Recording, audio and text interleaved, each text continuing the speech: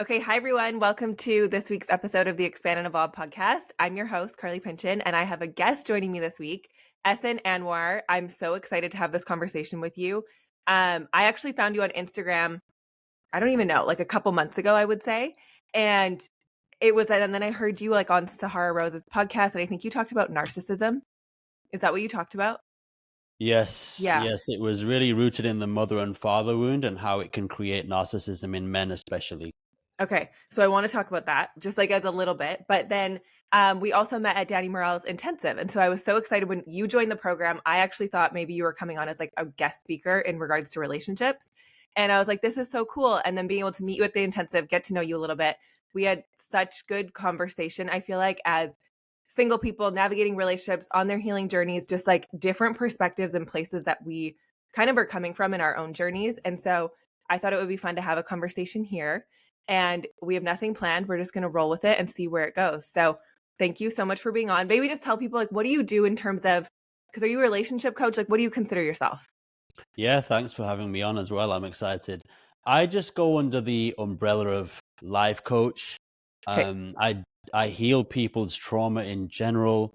A lot of the times, see, because our trauma extends into how worthy you feel of money, how worthy you feel of being at peace, how worthy you feel of feeling stressed and anxious every day, or how worthy you feel of love in your relationship and how chaotic you become. So it crosses into all these places, but right now there's definitely a lot of focus on relationships for me, yes. Okay. Love that. And we actually came from same background. You were a personal trainer before too, right? And same for me.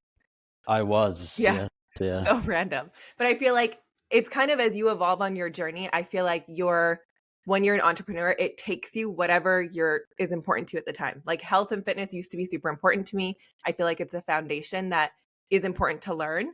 But then as you delve deeper, you start to realize there's so much more to it. And so I love that you're doing life coaching, relationship coaching, and specifically working with trauma because obviously that plays a massive role in everybody's lives. And a lot of the times it's completely subconscious and people don't realize things from their like mother, father wounds, things like that, even in this life or past lives, is impacting their current relationships. And until you bring awareness to it, like you're going to keep in these loops and these patterns. And so it's super valuable, the things that you're doing. All of your videos are always so on point and helpful. So I'm excited for this conversation. Thank you, thank you.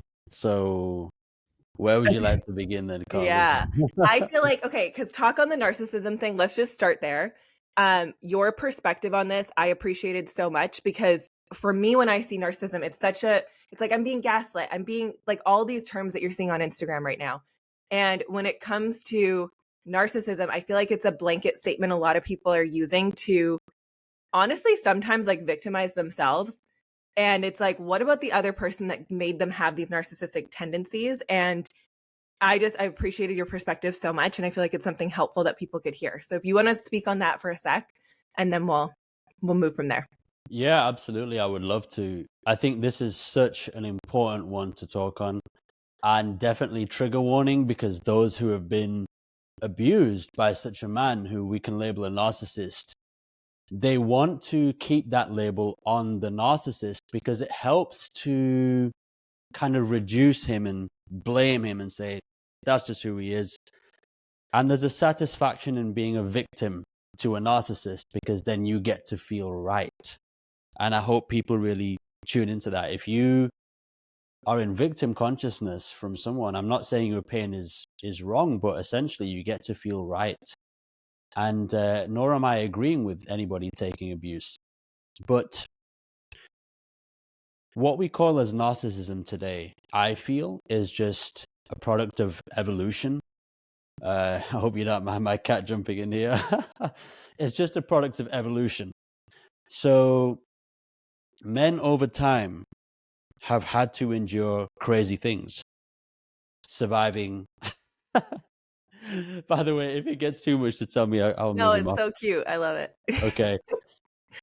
Men enduring ice ages, stone ages, wild animals, tribal warfare. Humanity wouldn't have got to where we are today if men didn't develop what we call narcissistic traits today. So, what are those traits? It's really being self centered. It's really being self-absorbed and emotionally cut off, because that's the only way to be a survival master, to be cunning, to be always in your head thinking, how can I gather more resources? How can I gather more food and make my tribe safer? How can I gather more resources to make where we live a safer place? Without that cunning mind, a man becomes what we'd call weak today, which we're also calling many men. So it's a lose-lose situation. So I see the sacred root of what we call as narcissistic terms today. And all of a sudden, humanity is in a place where we have all this safety. We're not hunting for food anymore. We're not being hunted by saber-toothed tigers. We have iPhones, we have roofs, we have clean water, and women can earn. So this is the most important part. What took millions of years of evolution to create in men, all of a sudden has halted to a stop. It's like, whoop, these traits are obsolete now. You're not enough. You're a narcissist. You're crazy. You're a psychopath. You're emotionally disconnected. And it's like, whoa, it's unfair. I'll just come out and say it, that it's unfair to just come to a man and say, blah, blah, blah, blah. But it's also understandable if you've received that kind of abuse. So it's not easy for anybody. But I like to offer the perspective that we're missing a certain level of compassion for men in general, especially like alpha men who got humanity to where we are. We're missing a level of compassion. And when we put men in a box by saying those labels, it's like, however castrated they already are emotionally, we're castrating them even more by saying, yep, now you're a lost case. And I seriously disagree with that. I think it's toxic in itself. So that's like a short summary of my feelings on the narcissistic man. I think it's valuable, especially because it's so true. Like in history, what did we look for in men? You needed to know that they were willing to fight, prioritize, exactly like you said, the tribe, the people, the women. They had to go out and hunt and gather, like all of these things that you were like, how can I get the most resources? How can I be the best? And now we have this and it's playing out in different ways. Like maybe they're chasing success, maybe they're chasing all the cars or all the women, like whatever. But those deep rooted reasons for why they're chasing it, I feel the same way. Like they're not necessarily a bad thing. And I think in any human needs, like you kind of are self-centered until your needs are fulfilled, and then you can start thinking of other people. So if there's a lot of people who are not feeling fulfilled, and I think a lot of men right now are off track in terms of like they don't really have that same purpose, which I don't know if you want to speak on this from a male's perspective, but like if their purpose used to be hunt, gather, provide, and now we want men to be providers, but they're feeling weak because we don't want them to provide in the same way. And it's just no wonder their mission and purpose is all messed up, because they're having to relearn how do they provide and be on mission in this new world that we're living in, where they don't have to do those same basic things they used to do. Like if they used to provide for us in terms of survival and food and work, and now women don't necessarily need them to provide those things, we are asking men for something totally different than what I feel like we've ever asked men for in the past, which is emotional availability. And being emotionally available, if you think 100, 200, 300 years ago, like that, you can't hunt, gather, leave your family for a month and do all these things, or like go to war or fight or do these things and be emotionally available. Like it's just not possible. Of course, you're going to have to block off your heart in order to survive. And so I think now we're living in this new age where, okay, our needs are all kind of taken care of. We're safe. And now we're expecting men to be able to be like, but be in your heart space and be emotionally available. Even though I feel like my generation, your generation, like the generation right before, is the first generation where we've encouraged males to even show emotion. Like I know my dad's generation, they were not encouraged to show emotion. It's like his dad died. It's like, you're weak, don't cry. You need to be strong now. He's like 12. There was no space for men to show emotion. And so I do think as women, as people, just in general, like we have to give people grace as they navigate a completely new element for themselves. And I think you and me probably the same. I think our age group right now, we're expecting men to show up in a way that we've never really expected them to show up before. And so giving them, and I was just talking about this with a friend, like you can't shame, you need to provide the same safe space that you're wanting yourself as a female from a man to be able to be like, I need to feel emotionally held. Oh shit, sorry. I need to feel emotionally held, supported. all of these things, it's like they need to feel that too. The same way that if you want to be like held and cared for and seen, loved, heard, understood, men need to feel that too. And I think as women, we also have to take that role. Like if we're so judgmental and shameful in our approach with men, how are they going to feel open, like that they have the space to be open with you about the things that are stuck inside? Like, and I know for you, you can speak about this too. I feel like so many men often are stuck in these shame cycles where they wanted to be like the good boy, and so they're so afraid. And I don't know if you've had this experience too, but I feel like so many men, they finally open up their hearts, they love a woman, they get hurt, and it is so much harder, I feel like, for men to reopen up fully to another woman after they've been hurt. And I don't know if you can speak on this, but it's just my experience. What I've witnessed with most guys in my life is they had that one girl that broke them. And yes, women, we get hurt too, but I think we're more trusting and open to reopen our hearts. Where I find for a lot of men, that can be so hard for them to ever get back to a place where they ever fully enter that same state of vulnerability again. And they're more cautious about the safety of their hearts. I don't know. That was a lot, but is there anything you want to say on that?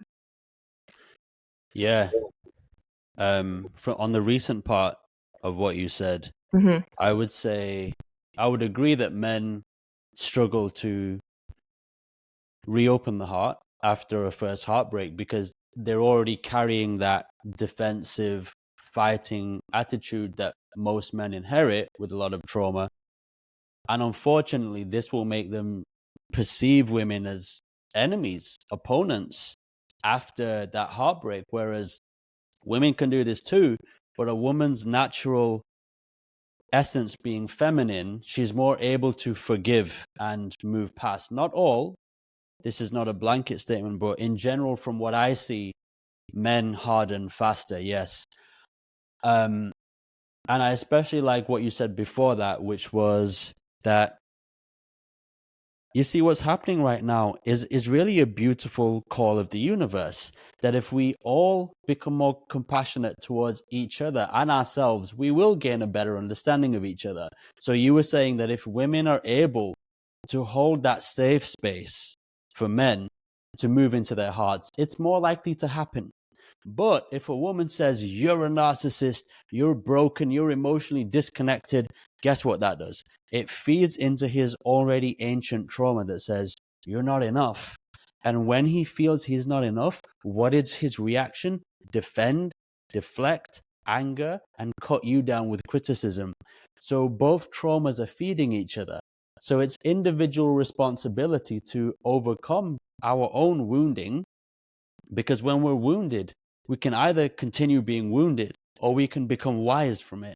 So if a man wants to become wise from his wounding, it's get the balance between your masculine energy, the primal drive we'll always need in this world. Men will always need to be strong leaders. We'll need that. But also reconnect to your feminine, your heart, so that you're driven by love and not mindless lust, not mindless greed that leads to wars and deforestation and all the other shit we have happening on planet Earth right now. That's just out of balance masculine energy. Wounded, essentially, boys with a caveman impulse who are now wearing suits in the government positions, and they get to make important decisions. Click one button, blow up a load of people, genocide, click one button, order half the Amazon forest to be chopped down. That's what they're doing from greed and rage. So I personally talk a lot about men, Carly, because that's the power men have. I'm not against men. I love men. I am a man. But we need to heal. I feel like the biggest responsibility is on us men because we're the leaders. And I feel like women respond to what we're doing. And I know there's a lot of bitter, angry men out there, unfortunately. And then with the women, as you said, if they can hold that safe space and not, how can a woman go beyond her wounding into her wisdom? I think when a woman does that, it's so beautiful, because then when she moves into her nurturing capacity, it's not to say, okay, now you should just tolerate his red flags and his abuse. No, no, no. You get out of there if it's the wrong place. But you'll never find a perfect man, because you're not perfect either. We all have our wounds. I think a woman in her wisdom is able to navigate any triggers he has or defensiveness with love. Not that you're mothering him or enabling him, you're just providing love, because that's what we all need. And then he has more chance to move into his heart. So can you encourage him with a smile, with your softness instead of the critical finger?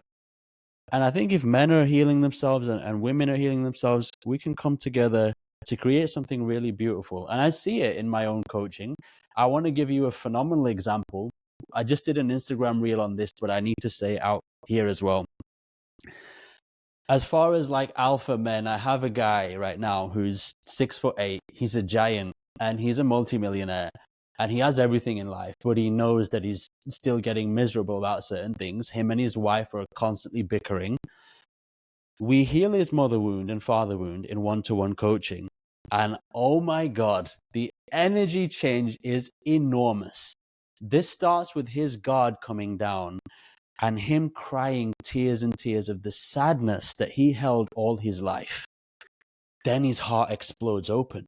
He's like, oh my God, Ehsun, I've been chasing money and smoking pot because I just don't feel like I'm enough. As basic as that is, because when I was raking the leaves when I was a kid, I was trying my hardest and my dad yelled at me so aggressively and made me feel like I'm not enough, like I'm a piece of shit. And we all get that in some form. And he internalizes that as, I will now work so hard like a ruthless machine that nobody can ever again in my life tell me that I'm not enough. And you'll see a lot of that alpha demeanor on the internet.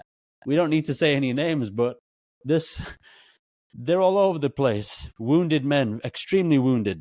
Yeah. And so when he heals that, his wife says, oh my God, I want to submit to you. I love you so much. I want to stay by your side forever.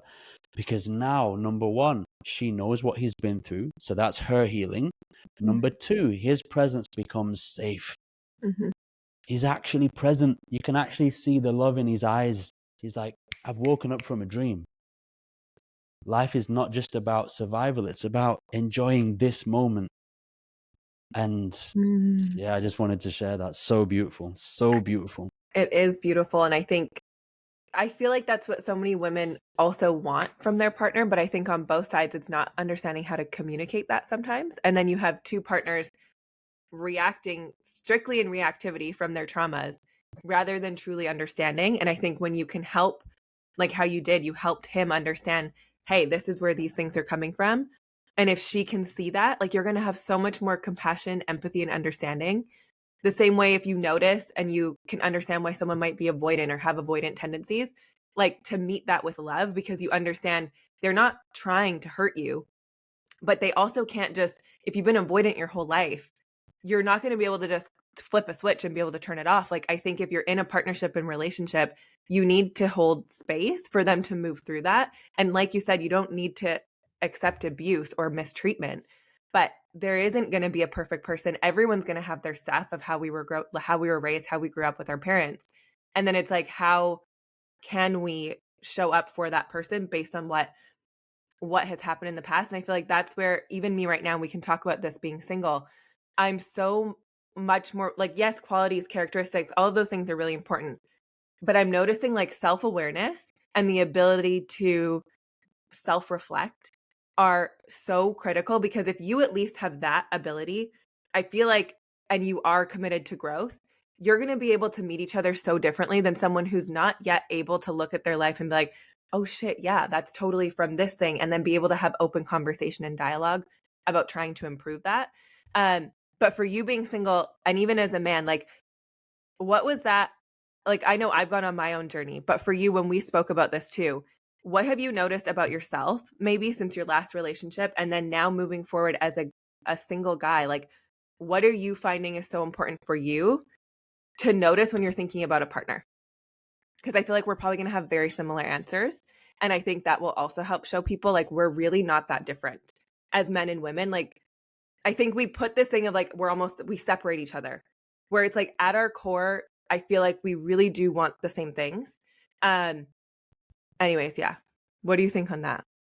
I totally agree. I Mm-hmm. think all human beings, not even think, it's a Mm-hmm. knowing, because as there's no baby that's ever born, ever, that doesn't want the undivided affection and love of both mum and dad? Name one. There isn't one. That's where our emotional injuries occur. So we can confidently say, yep, we all want the same thing. Let's not vilify each other. We're not separate species. We're literally one. You can't create a human without a man and a woman, right? Very interesting about what you said about, okay, how do we process things now being single? A lot of people ask me, why am I single? So I'm gonna say a lot of vulnerable things here that I haven't said yet on any other platform. So this should be interesting. So I'm single because I know I'm not in the right state energetically to be in a relationship and be responsible about it. So it's better for me to stay single and work on myself and not enter a relationship until and unless I'm doing so from a full heart, because I want to enter a relationship in an energy where I'm just ready to pour into the other and not need and take. Because I definitely know, I can put my hand up, my past relationships are me taking and wanting to soothe my sense of inadequacy, my loneliness, and my need for pleasure. So those were the three main things in terms of like why I'm not in a relationship yet. And this is linked. I'll share something interesting here. Another reason I'm not in, which is what I shared in Inner Circle, is that I have a particular wound, a sexual wound, which I think a lot of men may relate to this, especially those that grew up in religious households like Christianity or Islam. I was taught that sex, even women, even hugging women is bad unless you're married. So here I am, I'm a young kid. I'm like, I think you guys in America use the term jock. I'm like the fastest athlete. I'm good looking. I'm strong. I'm winning all the competitions. So girls are literally throwing themselves at me. I remember winning a 100-meter sprint, and a girl who I fancied walks over to me and says, I want to have sex with you before you go to Pakistan. And I'm 15. And I just shit myself. I'm like, because I was so anxious around girls because I was taught that they're evil and stuff like that. So incidences like that just accumulated through my entire like teenage up till me being 26, where I could be in bed with a woman when I finally get the courage to go to bed with her and I can't get hard. Now, for a man to experience that, it's utterly humiliating.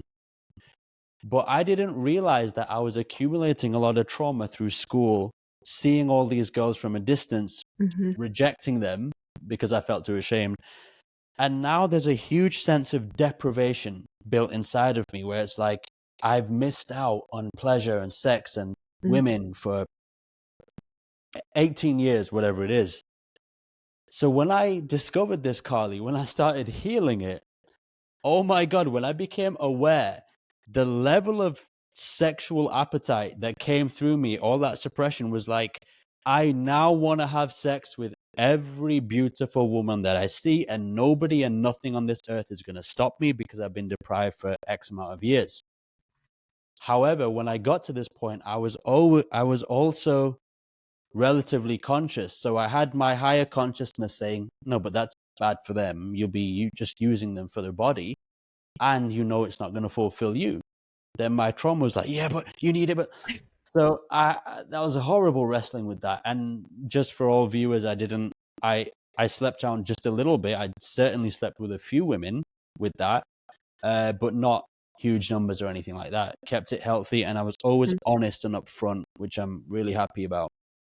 So that's one of the other reasons that has kept me single. So I think what I've shared here, everybody else has in their own form. It might not be that you feel like you've lost out, but it might be that you have resentment towards men, or you have a fear of opening your heart and being romantic with someone because you were hurt last time. I think everybody has something so deep like that, which if we just take the time and space to work on, which you can also do in a relationship.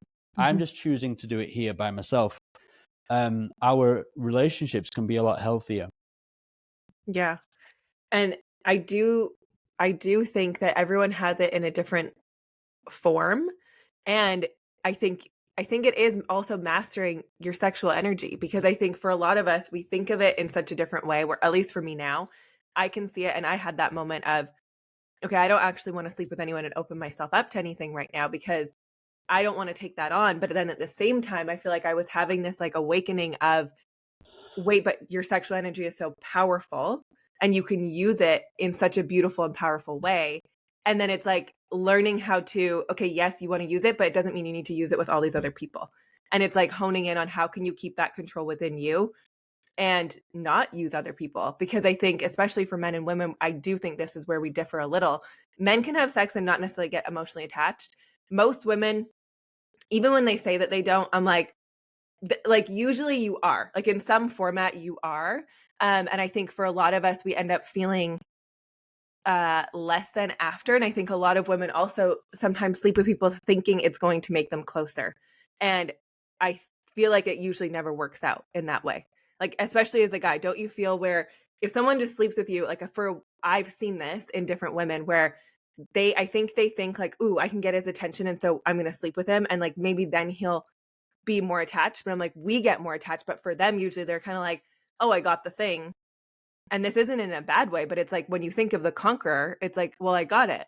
And so now your sexual appetite, your testosterone is actually lower. And so there isn't as big of a pull to want that thing. Um, and so I do think it's valuable that, I don't know if you want to edify that at all, but like on your side, I think it's valuable that you're staying single until, do you feel like it's also because you're not ready to commit? Like where you're like, you'd still be interested in like wanting to sleep with other people, or you just like, clearly this is still very fresh that I'm moving through. And so I'm not ready to take that responsibility of like being the partner that you know you want to be. Yeah, I love these powerful points. Thank you, Carly. I love Yeah. what you said about that women will often think, okay, I'm independent, I'm free, I can sleep with anyone. No, no, no. Definitely from my experience, I will look a woman in her eyes and tell her, yeah, short term for me. I Hmm. won't say it like that. I'm saying in a roundabout way. Um, and I'm being completely honest because that's the responsible thing to do. And then I would sleep with these girls, and it's apparently casual and it's totally consensual, and they're intelligent and they're actually relatively conscious, and they're also on the healing journey. And then little remarks are coming in and they want to have that closeness, and then there's a resentment coming out, even though I've made it like crystal clear. And I'm not criticizing that in any way. Yeah. I think that is actually a beautiful reminder of what is the feminine nature, because guess what? Your mind can say, yeah, I just want casual sex. But guess what your body says? Your body says this. Hey, guess what? We're here after millions of years of evolution where every time a man goes inside you, you then carry a baby. You Mhm. then create new life. And women get attached more easy. People say it like it's a weakness. No, because the universe has programmed into the feminine essence of a woman that, hey, we need more oneness. It's through oneness, it's through coming together and staying together, by the way, that we can nurture and create new life. So the yearning for consistency, attachment, and being together is completely natural and healthy in women. So that now, Mhm. what effect does that have on a guy who is single and aware? Well, now I feel worse about wanting to just casually sleep with women, uh, because I know that it can never be casual for a woman. And so, what am I doing? What kind of world am I creating? So then that's how it contributed more to my internal clash. But Mhm. now, again, I don't think anything should be taken on an extreme. I think that, like, I remember on our call with Danny, even he said you might still end up having a thing, because if two conscious people come together, then fine. There's a one night here and there or something like that. But I just think some such thing as a short term relationship or going on serial one night stands, it's going to Mhm. damage you long term. That's Yeah. what I think about that. Yeah. I saw some video. I think it was Jordan Peterson calling people who have lots of one night stands psychopaths. Have you seen that video? I think I saw a clip. And anyways, it was intense, but at the same time, I'm like, I understand, because if you're just taking and taking and taking, like you said, you notice this in your past relationships. It was like, what can you give me? What can I get from you? And you're extracting, just like the toxic masculinity of what we're seeing in the world right now. like, what can I get from you? How much can I get? Rather than understanding, like, wait, how can I give? And I think until so many people go into relationship and partnership in that of like, what can you give me? I need all these things. And if you fit this, then you're a good fit for me. Where I'm starting to notice, I'm like, no, I think you need to feel so whole and complete within yourself. I'm like getting this in a new way where I'm like, no, I feel safe, secure, complete within myself. And because I'm not needing from you, I'm not needing like, oh, I need a relationship to make me feel validated or worthy. No, I feel worthy and valued within myself. I never could have understood this 5, 10, 15 years ago. I didn't get it. Now the place I'm in, I'm like, oh no, it's like what? And you hear you need to be able to give to each other. But I'm like, I get it in a different way where when you really are coming from a place of wholeness within you, you're able to meet another person and you aren't wanting to extract, you're wanting to build something together and give to each other and build love. And it's so different. That type of relationship and that partnership is so different than two people looking at like, what are you giving me? And if you don't give me enough, then you're not of value. And I think that's the space that you want to be in when you enter a new relationship. But so many people are not even conscious of the fact that they're doing that they're seeking, like, what do you give me? How do you make me look? And that's why I want you, which I don't even think is love anymore. I'm like, that's just attachment. And a lot of us have that confused with thinking that it's love, where I feel like for me now, I'm like, no, I can see someone, love them, and choose for me that it's not valuable or like helpful for me. And so I'm going to opt out. But also it's not like out of an extraction point. I don't know if that makes sense. Like I'm starting to understand unconditional love in such a different way because of like this person that I was seeing or whatever last year. And I realized like this is not healthy and good for me, but I still love you. Like I think I love you as a human, but I know that this is not a good thing for me. And it wasn't out of an attachment of what can you give me. It was like, no, I see you, I love you, and I'm choosing myself. And I think that's such a different place to be than throwing yourself into a relationship because you're seeking that feeling. Like we all do. We want that connection, like you just said, like the women especially want they want the connection, they want the intimacy, they want to feel attached. But I think sometimes we're willing to overlook so much for the attachment, and all it's really doing is damaging ourselves. Yeah, so powerful, Carly. Something opened up in me as you said, it's so different when you're not looking to take and extract. The exact word that I used, I love that one because it fitted me so well. I heard that analogy from Sadhguru first, that most of us are going round because we essentially feel thirsty. We're empty. We're not fulfilled. It's like, imagine you've got a towel that's full of water, and you're thirsty. So you grab the towel, you start wringing it to get all the juice out. And what happens to the towel when you've got the juice out? It's just wrinkled and you discard it. And unfortunately, that's what most of us do to each other. Even people that have been married for 30 years, I see it in my programs. They're constantly trying to wring the juice out of each other. And again, I don't really criticize that. It does. We don't want to shame anyone because guess what? That's how we evolved. We had to get the juice out of each other when there's warfare going on, when there's a stone age, there's an ice age. We didn't have the luxury of sitting with technology right now, so it's okay. It's okay to be in that energy. It's our inheritance. It's how we evolved. But it's not okay to stay there now. Mm-hmm. That's the point. So let me share something. Mm-hmm. When this started to hit me that I'm extracting about 2 years ago, and I dived more deep and more deep, there was a point I remember sitting in my room thinking, who the hell am I now? What even is a relationship if I'm in there and there's no chaos and I don't need the woman and I don't see her as a source of endless sex and food, and the relationship is rooted in peace and just beingness? Well, isn't that boring? Isn't that Mm-hmm. strangely not exciting? Those were the first thoughts, right? Coming from that, again, some would say toxic, but I call it evolutionary part of us, that Mm-hmm. especially men that wants to hunt, but even women that are now looking for excitement because you had a chaotic father, okay, the father wound, or a chaotic mother. Mm-hmm. So you're looking to be in your head and be hyper independent and never accept the support of a man, never lean on him. So then when we look at, okay, what does it take to be in a healthy relationship? Are you ready for that? Are you ready to die to your former identity and say, oh, when I'm in a relationship now, it's going to be what the ego calls boring. It's so safe. There's no fireworks. There's no need to have sword fights. You don't even need to be going on all the Instagram holidays and get the nice car together, and just being present with each other. Mm-hmm. That's where the deepest joy is. And to answer your question, then, what is it for me that now stops me? It is that part of me still. That identity is slowly dying. But one thing I realized, Carly, is that if you're a person healing a certain wound, you want a certain part of you to die. Don't force it. You can't get rid of something at your own pace. If you force something, it gets worse. It fights back. I noticed for myself that initially when I found this wound that, okay, I felt sexually deprived. Now it's like, I want to make up for it. But then my mind was like, yeah, but you're a life coach and a lot of people look up to you and a lot of people heal with you.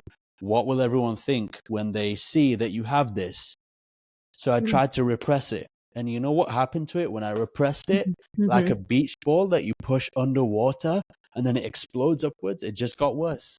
Yeah. So I allow myself now. If I'm out and about now and there's a beautiful girl, I will talk to her. And if something needs to happen or could happen, then it will. Again, everything applies that I said before about being conscious. But I'm more forgiving and I'm more in the moment. But I feel for myself, I have to allow that part to totally fizzle off. And then some people would say, but it won't permanently be gone. And I agree with that part, that a part of men will always want to conquer, especially if you're high testosterone and conqueror.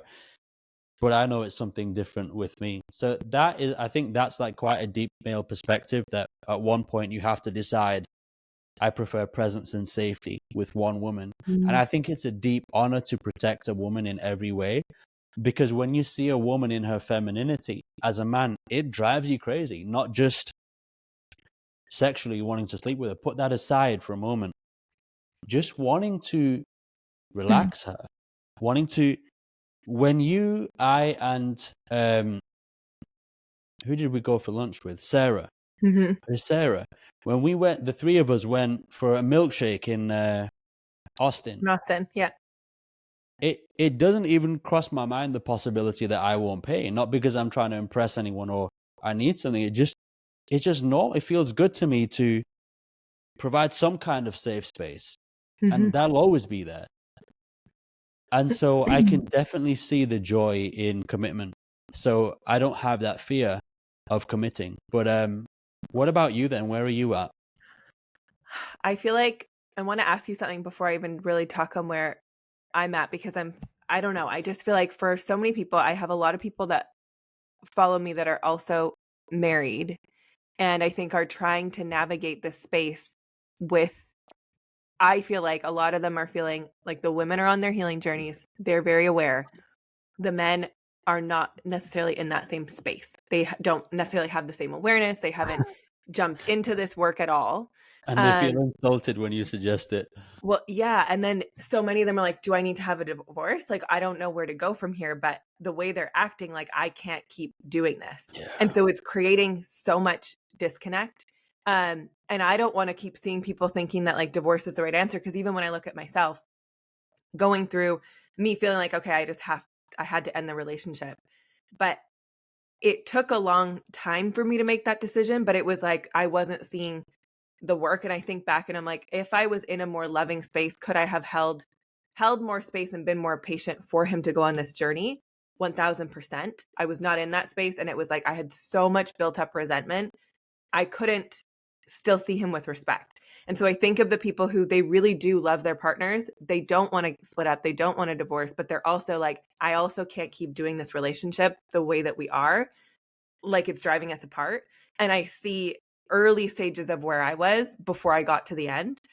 And so I'm just wondering, I'm thinking of them right now, like, is there anything that you would say on that as a man who obviously you work with a lot of men, and most men are super disconnected from their heart. So when they're given this information, they're like, and like, I don't want to be seen at therapy or like going to these things. Like, they have a really tough time with that. Is there any advice you give to the women on how they can best support their men in this early stages of them potentially like navigating or even becoming open to doing the work to return to their heart?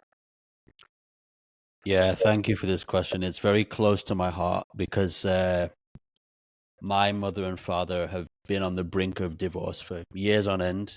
They have extreme issues.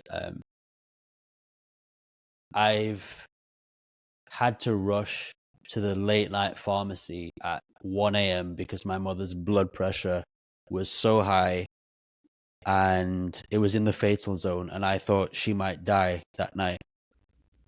And both grandmothers in my family died from this. Emotionally disconnected men who projected their rage onto their woman and then told her to shut up when she wanted to say anything back. And so they died from swollen hearts.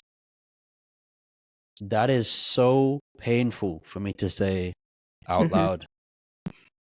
So then my advice on this comes from that kind of experience. I have both sides' interest at heart. Here in modern times, women have a tremendous advantage that my grandmothers didn't have, which is you can leave if your health is deteriorating. So my first advice is don't allow your physical health to deteriorate. Traditional women especially will mistake loyalty for hiding his shortcomings, hiding his affairs, hiding the fact that he hits you, hiding the fact that he yells at you. That's not loyalty, that's not love. And I know they think it is, and I feel for that because that's what they were taught, but it's not love. Love is gentle. Love protects you. So you have to protect yourself. So physical safety, emotional safety is paramount. If a woman can start to heal herself if a guy's in the early stages just by expressing that he's mistreating her. My grandmother was so silent. She wouldn't say a single word about it. It came to me in meditation. My own father and mother didn't tell me that my grandmother was mistreated. It came to me, literally, the universe told me because it had to be part of my mission on earth. Her face came to me and I knew, oh my God, she didn't die from a heart attack. She died from emotional neglect.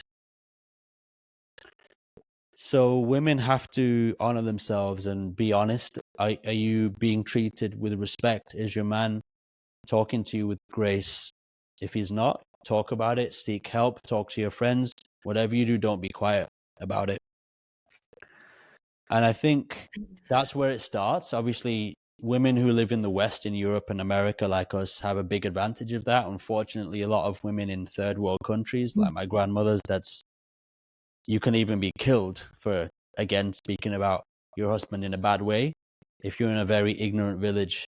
So my advice here is obviously towards the Western women. And let's keep it on our audience who are mainly in the Western hemispheres then. Working on yourself, healing yourself. That's the biggest one. Because if I'm a woman, the more I heal myself, the more I understand why my man is yelling and having tantrums, the less of a victim I see myself as, and the less I point and call him broken and narcissistic, which is what happened in the case of the example I gave you at the start with the millionaire guy. Yep. And the wife who said, now I want to submit to you. So that's powerful when a woman invests in understanding the male trauma and also hers. So then also healing her own wounds of neglect from her father and her mother and understanding that she deserves respect, she deserves love, which gives her the confidence to assert boundaries with calmness. Say, you can't talk to me like that. I love you, but if we're going to have conversations about our relationship, it needs to be calm. It needs to be respectful. Just a calm assertion like that. And if that's not working, I think the biggest catalyst for a man to really work on himself is knowing that his woman is ready to walk away.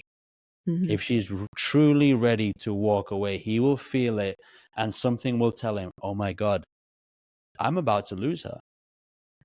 I got to work on myself. I have to step up. Unfortunately, that's what it'll take for a lot of men. That would be my advice there.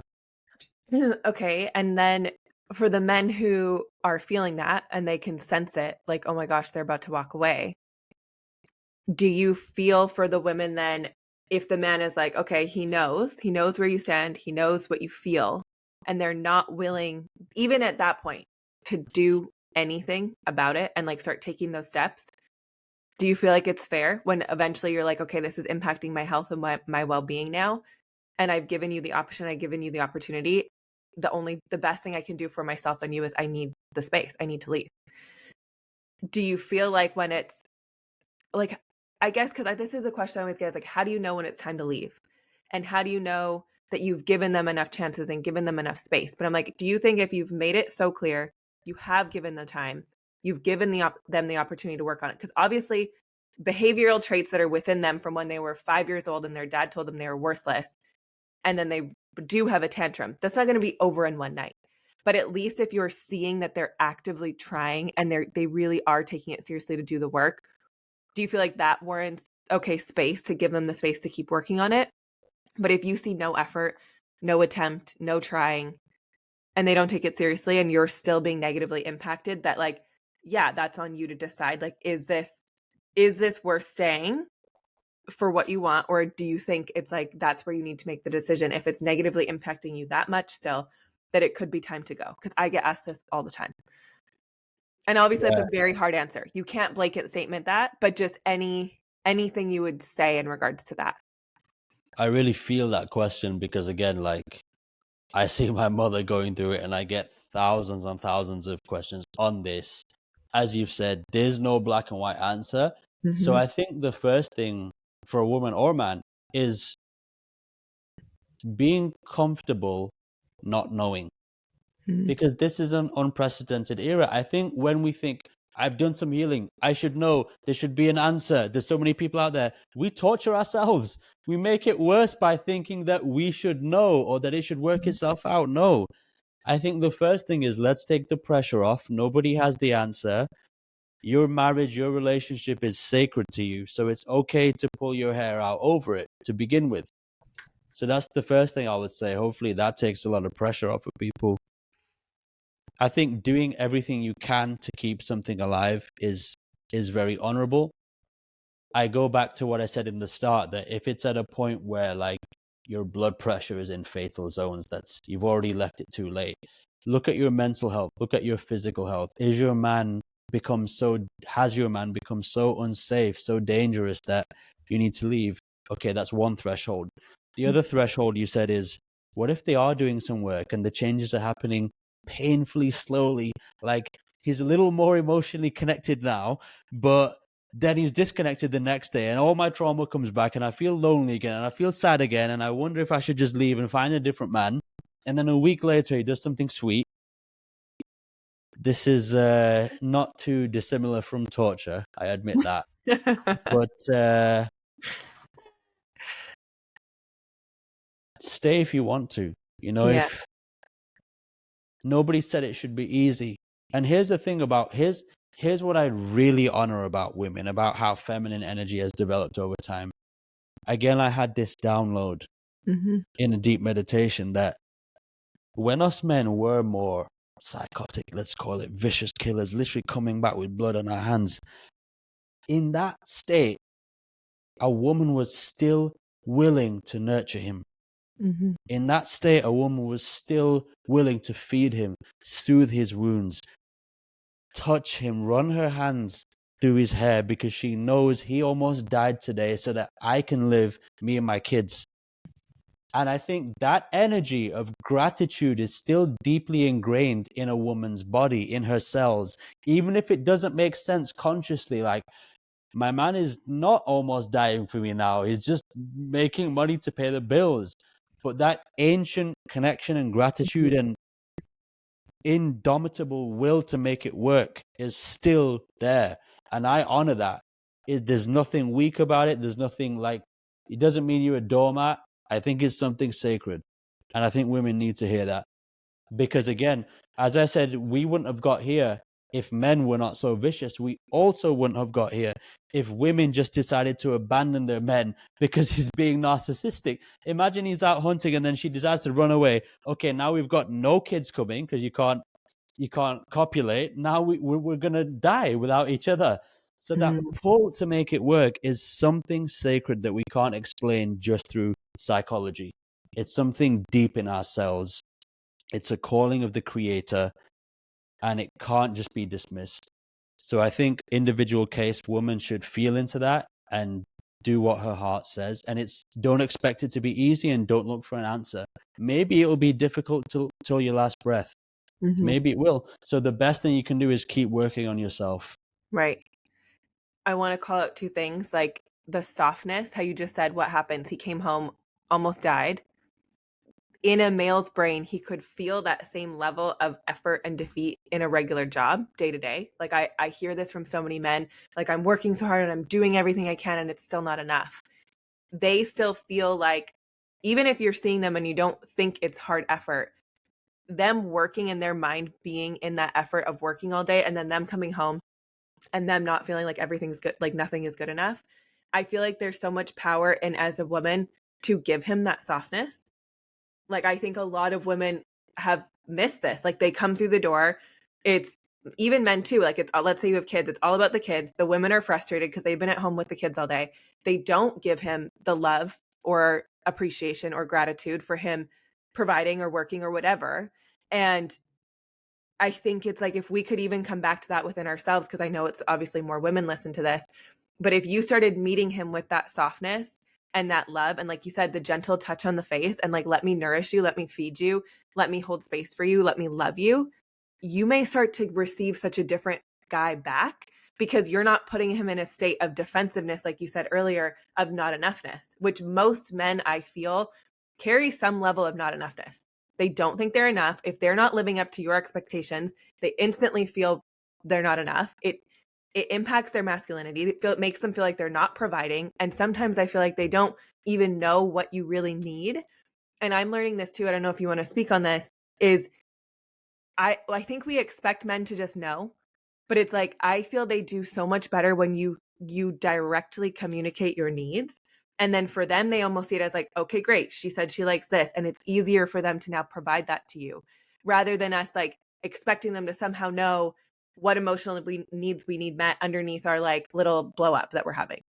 It's like if you just communicate it directly, like when you come home, I need this from you, not in a not in a tearing down way, but like coming from a heart-centered place. Most men are going to want to meet your needs. Like it's in their nature. And so I think for women too, it's like keep working on yourself. Like you said, that's the only thing you really can do, because I think you're going to be able to hold such a different space and come from your heart when you do that. But also communicate your needs. I don't know if you found this works with your people that you work with, communicating your needs in a loving way and then giving more love to that person. Because when he feels completely loved, adored, cherished, the same things that I want as a female, he's probably going to be in a way, way better place to give that back to you.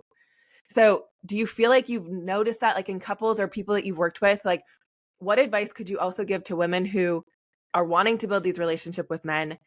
What do men need? Like when you really think about it, like do you feel like that's true? Like if that you communicate your needs directly in a loving way, that that's very supportive in, trying to get your needs met? Or like what have you found is helpful in deepening that relationship and having both partners be happy and feeling like they're fulfilled? Oh, I love this question. This is a great one. Yeah. You see, what I've seen is just as being critical towards him, calling him emotionally disconnected and defensive will strengthen his trauma. Mm. Showing your love will start to dissolve it and make him more emotionally connected, because then he gets to feel like he's safe with you, and then he'll naturally want to protect you and hold you in that space. And I've seen some incredible things. And so what can a woman do to bring it out? As we said earlier, working on yourself is the biggest thing, because when you're not overwhelmed and stressed, you're not going to be as critical. And it's little things that can bring it out. Also, depending on how sensitive the man is to energy, I'm very sensitive to any. I'll just give you a quick example here. A hair flip, right? So me sat next to you at in a circle at the I didn't event we were even at. know that I did that. And then you called it. I was like, Yeah. oh, that's a thing. So because you're in a safe place, you're doing something awesome for your life, you're feeling relaxed, so you naturally do the things that girls do when they feel good. And girls, touching is doesn't have to be a flirtatious way. It's just so there's so much depth to when a woman highlights what's feminine about her. It immediately catches the male gaze. In some senses, it can be in a sexual way, but if a man has awakened a bit more than that, he's more sensitive to energy. What I felt in that moment was incredible softness. What his hair is very, very soft. It's very, very flowing, and there's a chemical uh, wave that comes from it that also speaks to my body, and Mhm. it's all saying protect her. That's what it's saying. There's a protective essence that comes from a woman highlighting what is soft about her. Because I can't do that, nor would I want to. But You don't want to give some hair flip. exactly. But it's such a soft thing to do. It's such a playful and innocent thing to do. That's what's being communicated under the physical action. Innocence, playfulness, softness. And so if a guy's in his heart, he's like, oh, that could quite easily be violated. That could quite easily be mistreated. And I don't want to see that. I want to Mhm. protect that. So if you combine that protectiveness with the sexual attraction, now you've got something very, very special, a very powerful gravity. Now it's not just about hair flips. It might be touch his shoulder and say something nice about how you appreciate how hard he was working today. That is so small but so on point.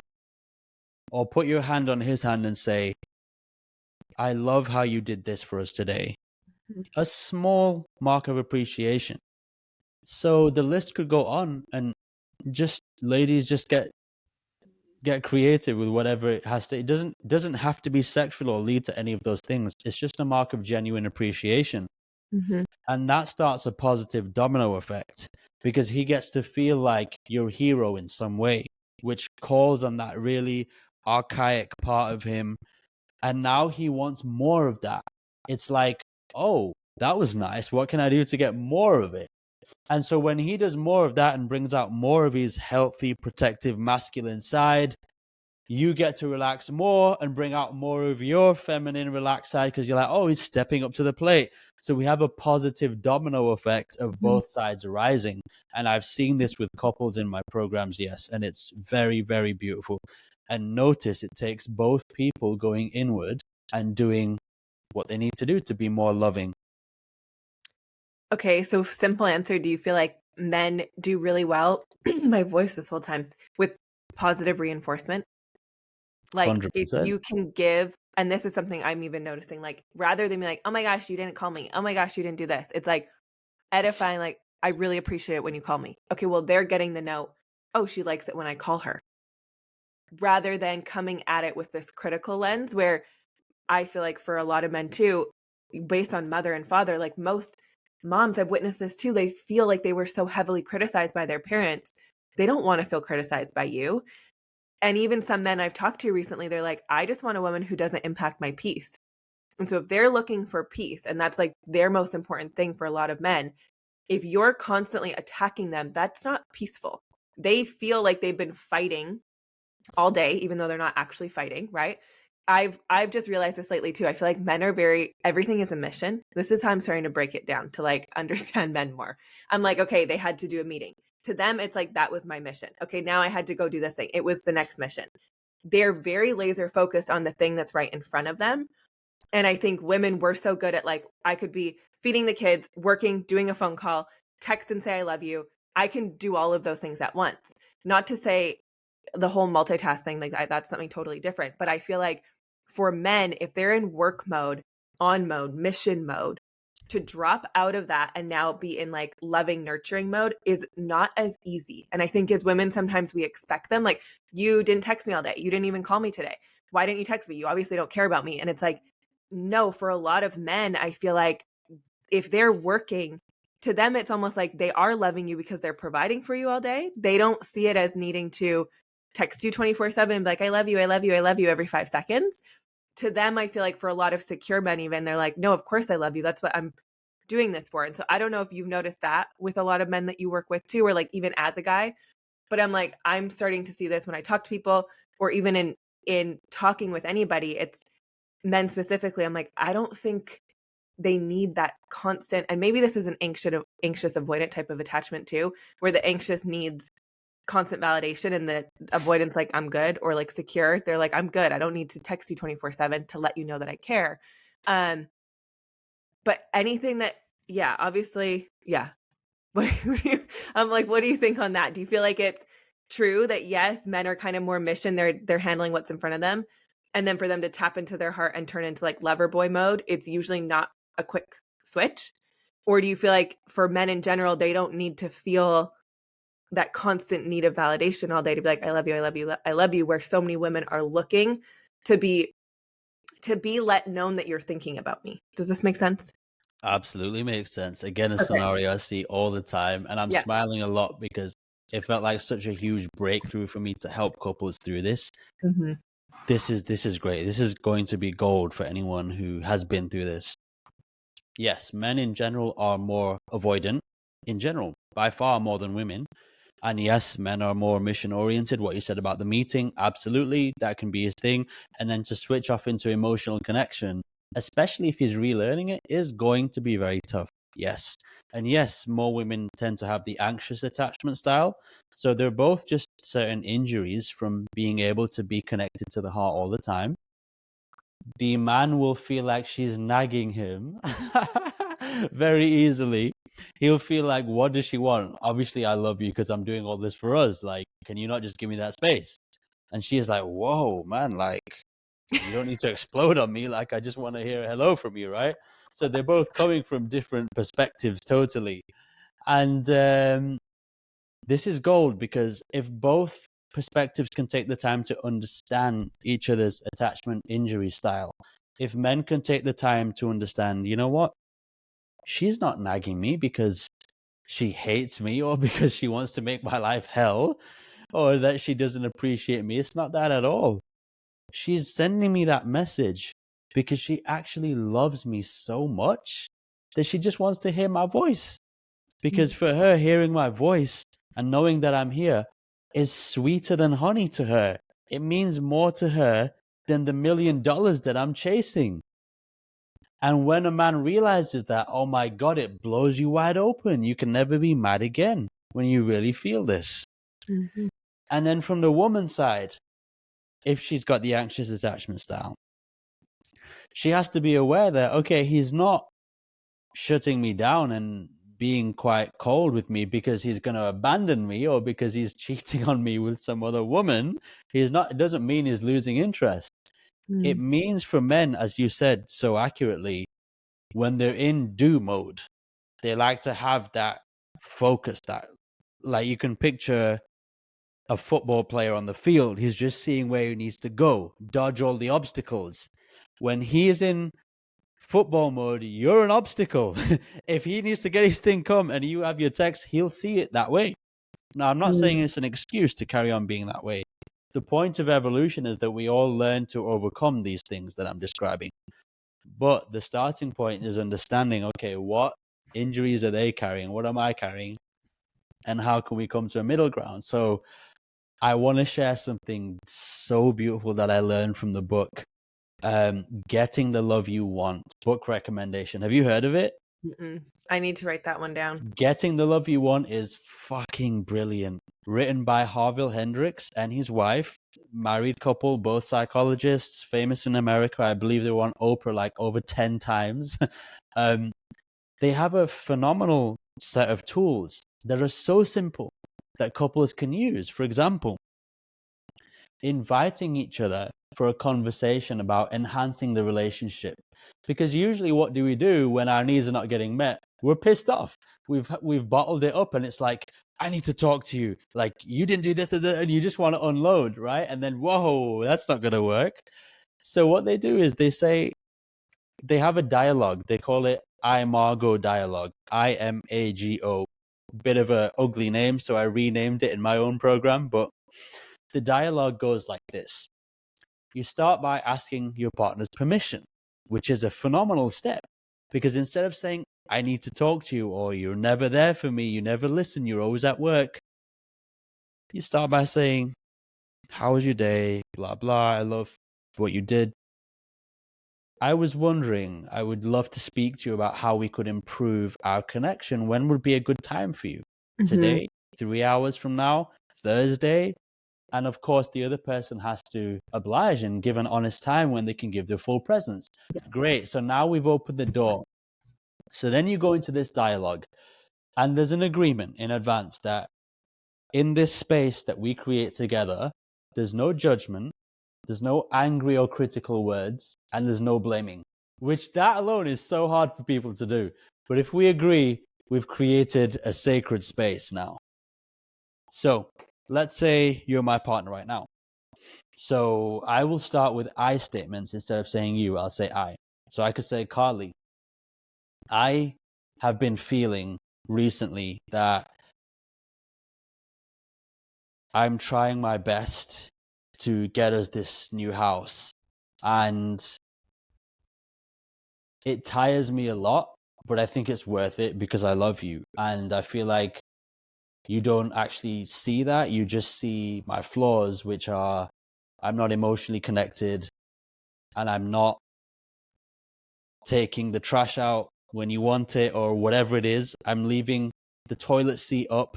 And when you complain about the toilet seat, it makes me feel like that's such a small thing compared to what I'm doing for us. So one partner expresses themselves honestly, and the listener, as you're doing now, just listens in a loving way, not trying to pick it apart, just listen. And then the listener has to repeat word for word what the speaker just said. So when you then repeat all that back to me without changing anything, you know what happens in my brain?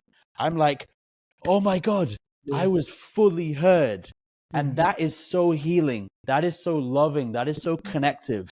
When I do this with partners live, they start crying at this point, both of them, because it's been years or decades since they gave each other the opportunity to just express without being met with a sword. And you listening and repeating it back, you know what it does to you? It makes you go, oh my God, this is what my man has been feeling. And I didn't even know it because I was too busy cutting him up. So I won't go on more. I'll let people read it in the book, but that is powerful. I just got little goosebumps now because it's so healing and it goes deeper.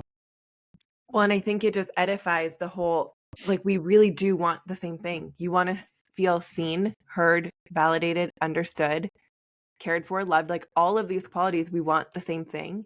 And I just feel, maybe this is my perspective as a female, but like so much of the stuff on TikTok, Instagram right now is like, he needs to do this for you. He needs to do that for you. You need to feel like this. But I'm like, what about him? Like, you have to offer the same level of what you want to that person. And there's so much power in really listening, like active listening, not to respond, to really listen and then edify what they're saying so that they understand like you do really hear them. I think that's so powerful. And I'm going to read that book because I'm like, I think I've heard of this before. Maybe it was on a podcast where maybe they did an interview or something, but I'm like, this is resonating. And I'm like, I feel like I've heard of this before, but I should read it because it's valuable. I appreciate that. Man, it's incredible. I've used it and I just see people are just crying so much when they slow down and take the time to understand what's happening inside your partner. People haven't done that in their whole life because they want to react to what they're not getting. You know why? Because again, they're in there to take. I'm not getting the connection I want to take. I'm not getting the this I want to take. So now I'm just going to blame them and criticize them and judge them. And then you're both doing it to each other.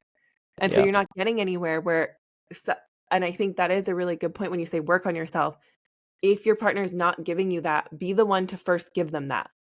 Practice it yourself. Because I think if you can provide them the space where you're edifying them, you're validating them, you're listening to them, they might start to go, whoa, that was different. That felt really good.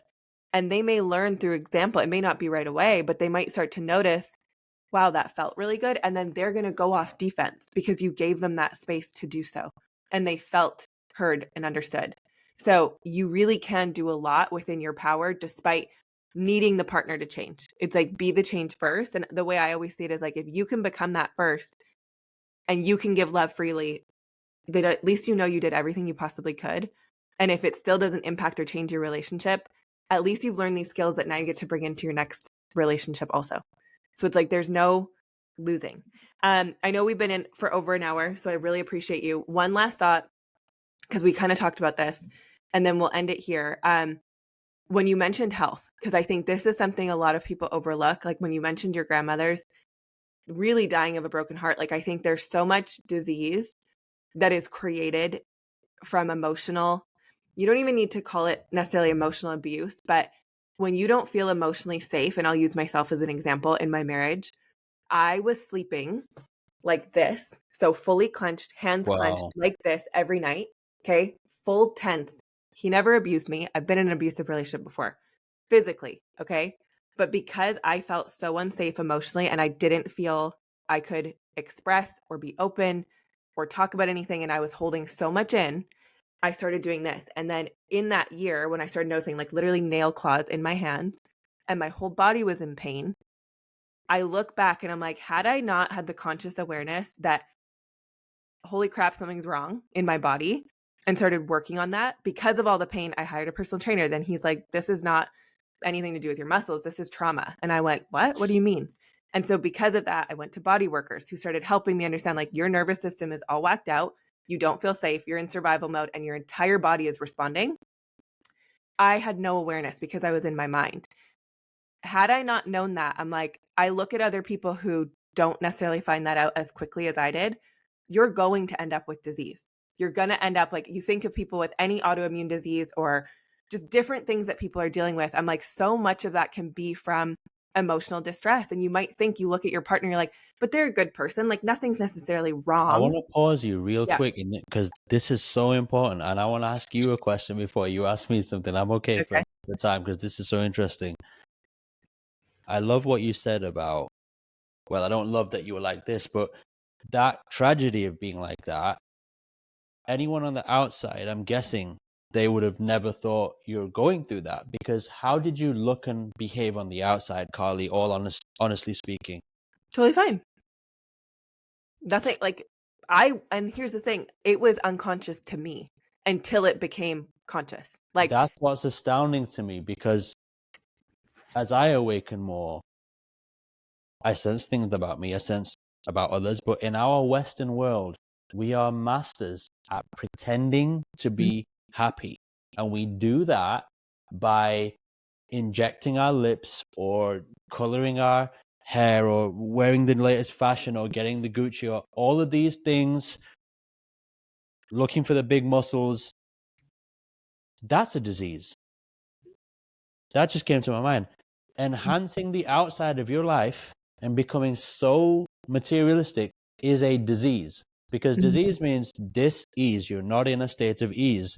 mm, You feel so lonely and disconnected from your inner world that you can dig nails in your skin, or in my case, have erectile dysfunction and be sweating all over my body, yeah, right? yeah. Because I'm so disconnected from my inner world. So what do I do on the outside? I started beating guys up, right? My pride was that I can just put a guy in hospital with my bare hands because that feels good. That's a way to make myself feel good, at least be a dominant man. And that's a disease. So to me, we're creating ugliness on the outside of our world, especially on Instagram. We're creating ugliness by looking pretty, beautiful, sexy. I can't open TikTok or Instagram without seeing soft porn from women aged 16 to 35 every single day. And that's part of the disease. And Mhm. even though I know you, it still just astonished me that, wow, you went through that. Even though on the outside you look, well, not just look, you are pretty, you're intelligent and well spoken. So I think that's a resounding point that I'll take away, but please continue. No, I think it's just, you don't, I just think of, I'm a pretty aware person, completely unaware at that stage of my life that I was in that state in my relationship. People would ask me, "How are you?" I'd be like, "Oh, fine, fine, fine." I didn't even notice that I was never saying good. I didn't notice that. And they're like, "Fine." And my friend would always repeat it back to me, like, "Yeah, what's the problem? Like, I don't understand why that's an issue." Um, but I was so in my mind and like mission focused because I was hyper in my masculine, had completely disconnected from my heart at the time. And I wasn't even aware all of this was accumulating until it got so painful, it woke me up. And I just feel, I don't know if there's anything else you want to say on the painful, like on the health thing and disease, but like what it can really cause you in your body. And so many people, they're like, "Oh, I'm just going to the doctor. I have this other thing and this other thing." And sometimes I just want to say, look at what is not aligning in your life. Because if everything was good and you felt safe, even in your home environment, start there, you probably wouldn't have these diseases. These things wouldn't be showing up because when you're in a state of ease, flow, alignment, you don't have disease unless there's things that you have repressed and haven't worked through. And so that started me on my whole journey of like realizing, oh crap, I'm not happy. Okay, where's this coming from? Started doing the trauma work, started doing all the breath work, started doing the things to connect with my body somatically. And in that, I realized I've disconnected for my whole life. And so when I started going to these body workers, they were like, "Holy crap, you leave in 1 second." I'm like, "Yeah, I'm a professional. I can be like, oh, I'm feeling something in my body. I'm out." Like literally will leave. And I met this woman in Austin last time I was there. The woman that, did you go to her, Tina? No. Okay. So I went to her and she went, "Holy crap, there's parts of your soul that have never come back from whatever happened when you were little." And she was like, "Let's start calling them back now." So not only did I leave, and I think a lot of people probably operate like this, you become a professional disassociator and disconnector. And because of that, you don't have the conscious awareness of what you're even feeling in your body. You just put on the face, you put your makeup on, you go handle your stuff, and you distract. And so for me in that state of my life, I was using work as a distraction. So I would be on phone calls 24/7. I would go on my phone. I would say I needed to work, but really I started scrolling Instagram. I was doing all of these things to keep myself busy and distract from what was really going on within my body. And I feel for so many women, like you said, obviously in the Western world, we have choices to leave, where so many of these other women are silenced or beaten or put through horrible things in order to stay quiet. But I just feel like I've watched people, it's true, like like even from resentment, you could gain 100 pounds. Like you could be an alcoholic, you could have diabetes, disease, like all these diseases. And a lot of it comes down to if you just cared and nurtured for your heart and your emotional, start processing the emotions, like you might be able to get rid of a lot of these diseases that you're being faced with today. And so to look at that first. And I don't know if there's anything you want to say on that. And then of course we can end. Yeah, thanks for sharing that. Definitely. I would start on that by saying everybody, well, most people in the self-help world knows about Dr. Joe Dispenza, extremely powerful and useful light in this world. He's, for anyone who hasn't heard of him, I don't know how many qualifications he's got, but I think Mhm. one of them at least is neuroscientist, quantum physicist, okay? Um, and so what he recently said was around 85 to 90% of all people that go to doctors in the Western world are going there because of some psychological issue. So just to accentuate what you just said, between 85 to 90% of people in the Western world going to doctors for pills, aching back, period disappeared, is because we have unresolved trauma. And I didn't need him to say that. I knew it anyway because I've seen it from years of coaching. Some of the things that I can name right now that I've seen with my own two eyes are women experiencing hair loss, acne, and periods that go away for 3 to 4 months or even 6 months at a stretch because of childhood trauma, specifically the childhood trauma that says your self-worth is dependent on your grades. So this particular woman lives in America. She's a very decorated entrepreneur, multi-millionaire. And literally, Carly, she can't stop chasing money because her childhood trauma is so severe that she only got attention for not Mhm. even getting 98 out of 100. You better be at least 99 out of 100, Are you right? calling me out? I have full chills. I've moved away from this, but I was like, that hit me deep. Yeah. So that is one example.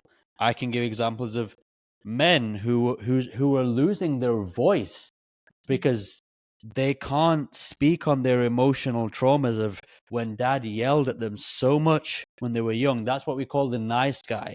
Dad yelled so much, mom was unhappy in the house. So he thought, what can I do except shut up and be a good boy and make mom happy? So his testosterone is depleting, his voice is disappearing, he's unhappy inside, he's miserable, he's depressed, and now he's got psoriasis, now he's got acne. You know, all of these manifestations in the body are moments in our I can't say all, but most of them in our childhood where dad yelled at us, told us to shut up, mom wasn't there, we couldn't get held. So our mind made a meaning in that moment. The woman millionaire that I told you about, her mind made a meaning. Oh my God, my heart wants love. The only way for me to be loved is be the fucking best. I will be ruthless. I will be cutthroat. I'll be better than everyone else. And so without you realizing, the moment you step out the front door, scanning, who can I beat? Who can I dominate? In what way can I assert that I'm superior? So these are all states of disease when we're not in ease. So I honestly think that the work we're doing here and talking about is very, very special. I do agree with Dr. Joe that almost every disease, physical disease we experience in the West is just a manifestation of us being emotionally traumatized. Mm-hmm. And if we can learn to balance that and heal those wounds, we get to a place of inner peace, and that inner peace becomes more consistent. I don't have it all the time, but I can definitely share that I have it a lot. Like for me, my business is not a priority. From the day I launched it 4 years ago, it was a priority to me to keep my inner peace as a priority. And I experience that fulfillment every single day. And sometimes I cry tears of gratitude, tears of joy, because I feel so connected to the world around me, the earth, the water, and the trees. So we can take this very far because we're not separate from the world. One thing trauma does to us is it makes us think that we're separate to the world. When actually, like we're breathing now when we say, this is my breath. No, it's not. It was manufactured by the plants and the trees, and it's just being gifted to you. And then it becomes a part of your body. So can you even say, this is my body? We're very deep there, but that's how deep this goes. And it makes you more and more fulfilled, more and more at ease. That's what I want to finish by saying on that. Yeah. No, so good. Thank you so much for being here. This was such a good conversation. And even for you to be able to have peace while you're building a business is so massive. And I want to give you that because so many people get lost. And they do. They get lost in the chasing and the building and the being the best and being better. And you can lose a lot of yourself in that. And I know for me, I did in the beginning. It was like, I need to run and chase and go and go and go. And I neglected so many parts of myself. So for you to be able to build from a place of still prioritizing peace is really, really powerful, especially as a man. So that's Thank you huge. so much. Thank you. And Thank you. thank you for everything you're doing. Thank you for everything you shared here. Just so powerful. I'm so excited for this episode to launch. Where can people find you? I feel like you just started a podcast. I know YouTube, Instagram. If you want to, obviously, I'll add these things in the show notes too. But anywhere you want to say where people can find you, if they want to hire you for coaching, I feel like that could be really powerful for some couples. Anything you want to say on that? Yeah. So my Instagram is Ehsun Anwar. My name is there. You can also find me on YouTube. I have my first video, which is on the mother wound in men, going deep there. So Ehsun Anwar. And I'm running programs through the year, which they can find on my website, www.ehsun.co.uk. And those are really exciting. And Carly, thank you for sharing these things. Some of those hit me as well, and they were powerful. And I definitely learned some things here. So thanks for your vulnerability, your honesty, and your heart. I can feel your heart that you actually want the best for everyone, and you're doing such an amazing thing for humanity. So thanks for inviting me. It's been fun, very fun. Thank you. Thank you so much for being here.